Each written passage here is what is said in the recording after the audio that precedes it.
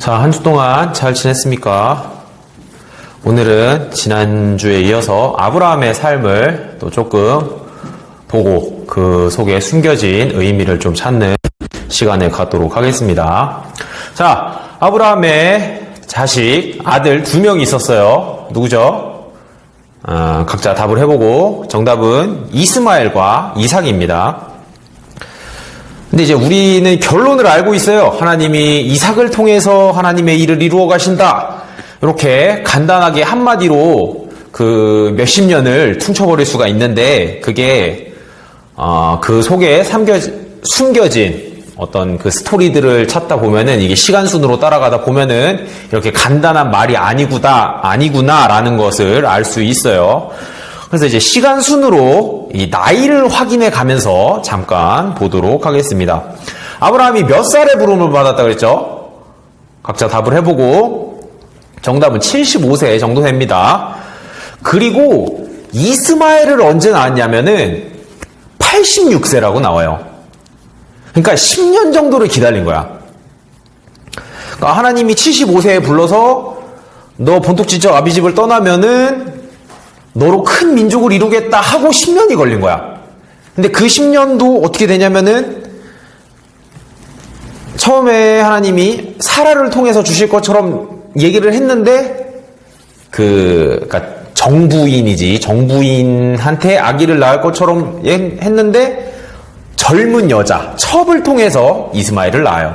그러니까 어떻게 보면은 아브라함 입장에서 하나님이 뭔가를 잠깐 까먹으셨나 보다. 아니면은 요렇게 하면 하나님을 도와줄 수 있겠지라는 느낌이 있었던 것 같아요. 정확히는 모르지만.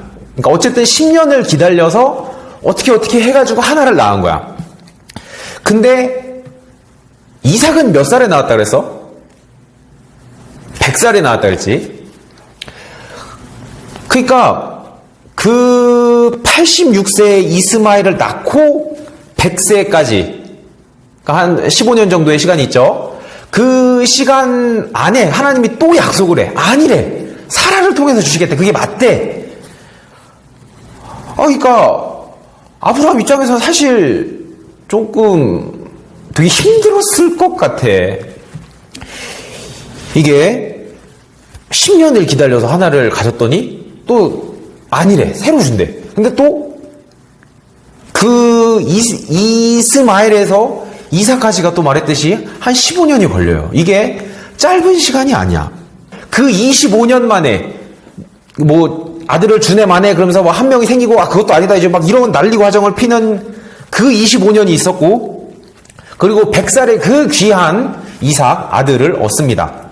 근데 또 한 15년 정도가 지나요. 그리고 나서 하나님이 하시는 말씀이 뭐야? 그 귀한 아들을 바쳐라 라고 하나님이 말씀을 하시는 거지. 아브라함 무슨 생각이 들었을까? 각자 좀 생각해 보길 바라요. 자, 근데 우리는 또 말했듯이 결론을 알고 있죠. 아브라함이 이삭을 바치려고 하는데 옆에 양이 있었고 그 하나님이 아브라함의 마음을 받으시고 그 양을 대신 바쳤다. 우리가 이 결론을 모두 알고 있어요. 근데 조금 잘 안 중요하게 넘어가는 부분이 있는데 창세기 22장 12절에 보면은 하나님이 이렇게 말을 해요. 아브라함아, 너가 나한테 네 아들을 아끼지 아니하였으니까 네가 이제서야 나를 경외하는 줄을 내가 알겠다라고 하나님이 말씀을 하세요. 내가 몇 차례 얘기를 했는데 하나님을 하나님으로 고백한다. 하나님을 하나님으로 내가 인정한다 라는 부분에서는 포기라는 요소가 들어가 있습니다. 그래서 예수님이 제자들 보고 뭐라 그랬습니까? 너희 내 제자가 되려면 각자의 십자가를 지고 나를 따라와라 라고 예수님은 말씀을 하셨어요. 근데 지난주 십자가 뭐라 그랬습니까? 로마 시대의 사형틀이에요. 그러니까 예수님께서 하신 말씀을 조금 해석을 하자면 너네 죽을 각오하고 나한테 와라. 너희 각자의 삶을 포기하고 나에게 와라. 저는 이렇게 해석할 수 있을 것 같습니다.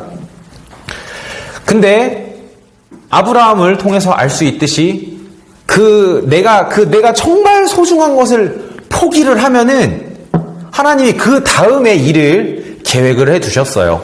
그리고 그 포기 속에서 오는 은혜가 분명히 있습니다.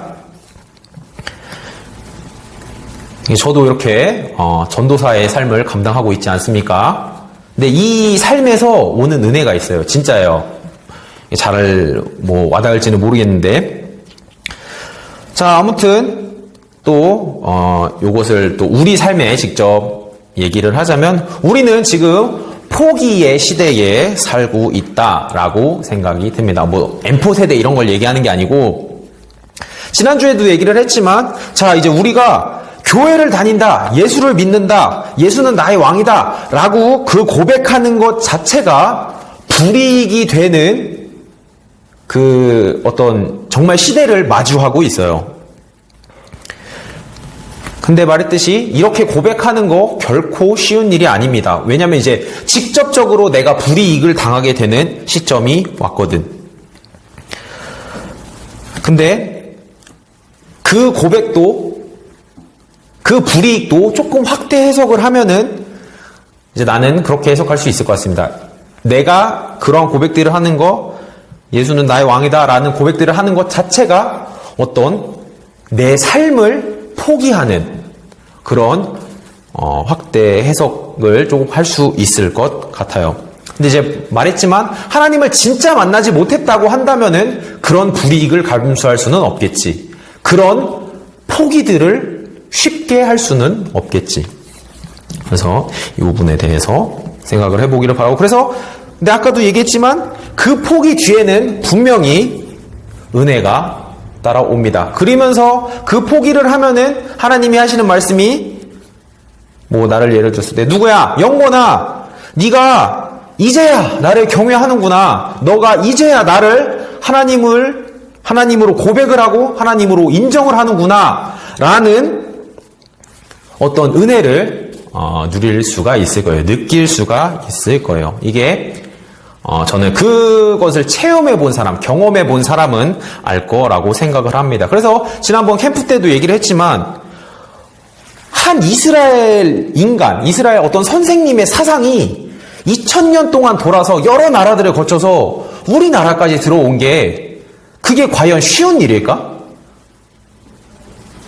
저는 정말 예수님을 만난 사람들이 자기 삶을 포기해 가면서 또 그 속에서 받은 은혜들을 주변 사람들과 나누면서 그게 여러 나라와 여러 시간에 거쳐서 우리한테까지 왔다라고 생각을 해요. 그 속에서 오는 은혜는 분명히 있습니다. 우리가 이게 체감이 안 될 뿐이지 오늘 그 역사를 통해서 보면은 충분히 알 수 있을 것 같아요. 그래서 나는 우리 예전교회 청년들이 이렇게 기도하기를 원합니다. 하나님, 내가 하나님 앞에서 가장 중요한 것을, 내 삶에 있어서 가장 중요한 것을 포기할 수 있게 해주세요. 그 포기를 통하여서 내가 하나님과 가까워지기를 원합니다. 이게 세상이 볼 때는 미련한 행동일지 몰라요. 미련한 고백일 수 있어요. 근데 그 사람들은 알 수 없습니다. 알지 못합니다. 그 속에서 오는 은혜가 분명히 있습니다. 그래서 나는 우리 예수님교회 청년들이 그 은혜를 누렸으면 좋겠어요. 그때까지 기도하겠습니다. 오케이.